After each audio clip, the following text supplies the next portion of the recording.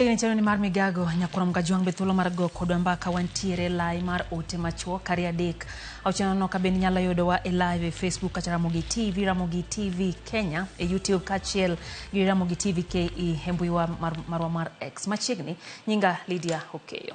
Anyuola mapogoro chope kar kano ringre ma City boma Nairobi mar kao ringre wedegi manonegi e kinde ng'anyo ma kwedo paro mar chik omenda motelo ne iko margi. Achiel kuom wede manochopo City gin mag rawera manyinge Wilson manonegi e ng'anyo. Wilson ne en japuonjre katiegruok tije lwedo ma Olympic Kibra kendo chieng' ma kaeto orome gi thone.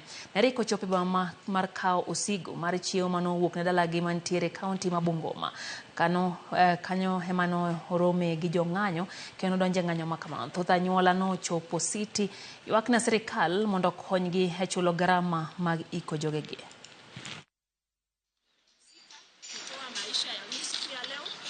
Mungu atawatangulia kwa sababu ya wakati hatutaendelea kuongea mengi.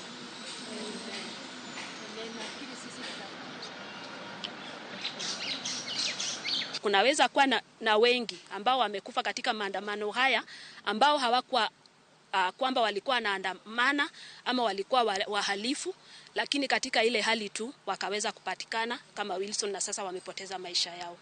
Naweza sema ya kwamba ombi langu kwa serikali na haswa kwa polisi wetu ni kwamba wawe walinzi wa mwananchi wa kawaida, kwa sababu mwananchi wa kawaida sio adui. Huyu kijana yeye hakuwa anaandamana, alikuwa ameenda kuchukua kitu town na yeye hakuwa anajua kuna maandamano, na serikali inatumia lot of force, na hata kama ni maandamano yeye walimuona ni Gen Z wakadhani maybe anaandamana, na yeye hakuwa kwa maandamano na wakaweza kukatisha maisha yake na hakuwa amemaliza safari yake. Hata shule hakuwa amekaa sana, just mwezi moja na wiki mbili.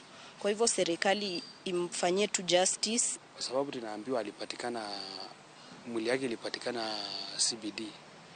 Kulingana na rekodi ya polisi walimpata CBD, polisi wakamkunji ndio walimleta hapa.